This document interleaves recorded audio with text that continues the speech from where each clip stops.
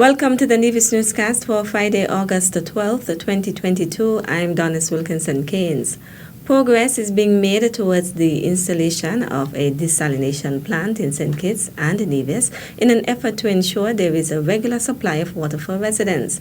Desalination is the process by which the dissolved mineral salts in water are removed. This process, applied to seawater, is one of the most used to obtain fresh water for human consumption and agricultural purposes. You may have heard me quite some time ago talk about my own efforts in negotiating some desalination plants for the Federation of St. Kitts and Nevis with the government of the United Arab Emirates. I was able to successfully negotiate two such plants, one for St. Kitts and one for Nevis. But regrettably, it took far too long to get the ball rolling in relation to the actual implementation. I'm happy today to advise that there has been some progress on the implementation side. And we have been held up for some time, but I'm told there's now progress, and that solar water desalination project. The contract has been awarded to Mascara Nouvelle Technologies for the EPC, that's the Engineering, Procurement and Construction, for the Nevis Solar PV Desalination Plant. We eagerly await further work and development on this project. Premier Brantley says the Nevis Island administration has done a tremendous level of work and continues to upgrade the storage, distribution and availability of water on the island. Newly elected Prime Minister, the Honorable Dr. Terence Drew, says he is committed to resolving the issues which may have caused the difficulty in the relationship between Nevis and St. Kitts. This he assured during his first interview as the new Prime Minister of the Twin Island Federation. Let me say that I have communicated with the Premier of Nevis. I've also communicated with the leader of the NRP. And I've said to the Premier, as I've said, remember what I said when I was sworn in, I mentioned the issue of Nevis. I said that issue, it needs to be resolved. And I am I'm taking that very seriously. And I will sit with the Premier of Nevis, and we have to find a way to hammer out the tough issues of CBI revenues, the tough issues that deal with aspects of the Constitution that really need to be dealt with so that we can have a better relationship, so that these matters, they don't raise their head again. And I've said, I know they had what you call a Charlestown Accord, but then we see that, people weren't, respecting it, saying that it's not worth anything. So anything we do has to be done in a legislative framework that would have the strength to survive.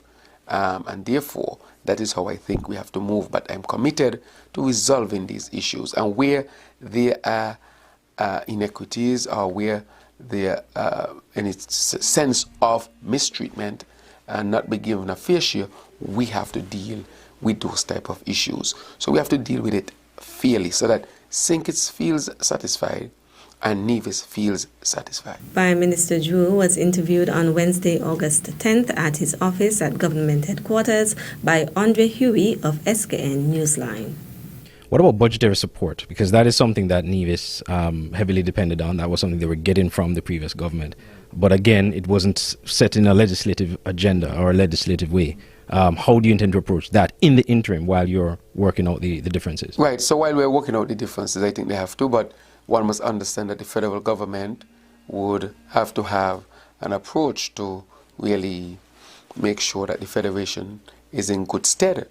But I think the budgetary support, where support is needed, whether I think it's a Nevis, that should be had, but again, that can be resolved by sitting down and making sure that whatever agreements are reached, that they are fair agreements for both islands. Prime Minister of St. Kitts and Nevis, the Honorable Dr. Terence Drew.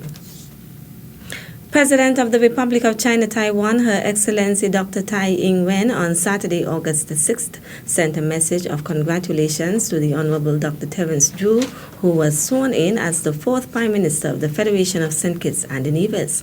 On behalf of the people and government of the Republic of China Taiwan, she extended congratulations on Dr. Drew's election as Prime Minister, wishing him success in his new role. She said she is confident St. Christopher and Nevis will thrive under his capable leadership. President Dr. Tai Ing-wen assured Dr. Drew that her country is committed to contributing substantively to the development of St. Kitts and Nevis, and that she looks forward to working closely with him to comprehensively advance bilateral cooperation and the well-being of the peoples of the two countries. She invited him to visit Taiwan at his earliest convenience to further strengthen the bonds of friendship between the two countries. The congratulatory letter was hand-delivered to Prime Minister Drew by the resident ambassador, His Excellency Michael Lin, at Government House, after Dr. Drew was sworn in as the Federation's Prime Minister on Saturday, August 6th, following his St. Kitts and Nevis Labour Party's success at the general elections that had been held on Friday, August 5th. Ambassador Lin, who said the swearing-in of Dr. Terence Drew as the Prime Minister marks a new chapter of the long-standing friendship between Taiwan and St. Kitts and Nevis, pointed out that the Republic of China Taiwan has never shied off in giving support to the Federation of St. Kitts and Nevis.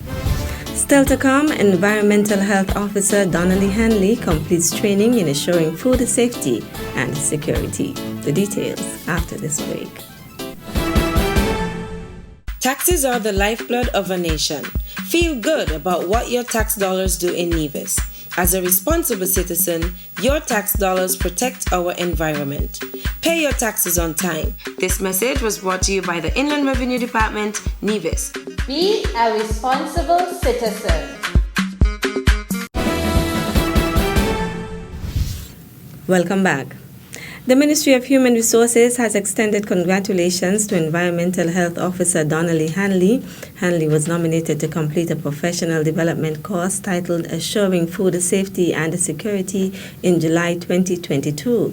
The online course was facilitated by the Republic of Singapore under the Singapore Cooperation Program Training Award. Hanley was able to interact with persons from different countries, and they were given the opportunity to share their country's current food safety practices and discuss how they could improve these practices and policies in their various countries. With the newly attained knowledge, Hanley will be able to use creative and strategic methods to ensure the continuous safety of locally produced and processed foods. The advancement will also benefit Hanley's colleagues as she plans to impart this knowledge to them. The Ministry of Human Resources celebrates Donnelly Hanley on her recent success and expresses gratitude to the Ministry of Foreign Affairs for sharing these opportunities, as well as Premier and Minister of Human Resources in the Nevis Island Administration, the Honorable Mark Brantley. The Caribbean Examinations Council, CXC, has advised that the preliminary release of results to candidates will be Monday, September 5th. Candidates will be able to access these results online at www.cxc.org/students-results. According to a release on Thursday from the Barbados-based regional examinations body, CXC officials are working at completing the marking and grading process for the timely release of this year's examination results. Consistent with the announced schedule for release during the last week of August or the first week of September, preliminary results for the Caribbean Advanced Proficiency Examination (CAPE), Caribbean Secondary Education Certificate (CSEC), and Caribbean Certificate of Secondary Level Competence (CCSLC) will be released on Monday, September 5th in St. Lucia, the release states. Meanwhile, CXC says regional ministers of education will receive the preliminary results on Thursday, September 1st, to review and provide feedback as necessary in preparation for a joint meeting of ministries the following day.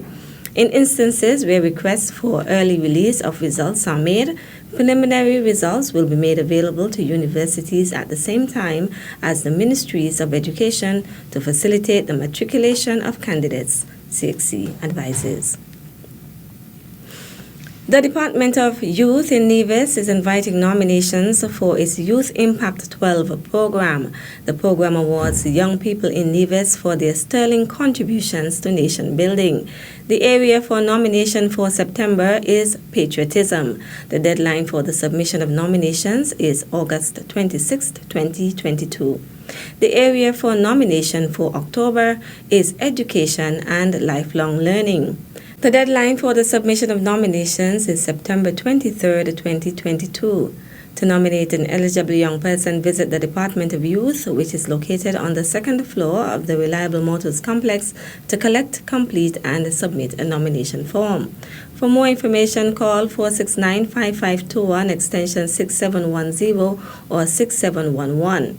Send an email to dept.youth@niagov.com or visit the Department of Youth Nevis Facebook page. That's it for this edition of the Nevis Newscast. I'm Donna Wilkinson Keynes. On behalf of all of us here at the Department of Information, thank you for viewing. Have an enjoyable weekend.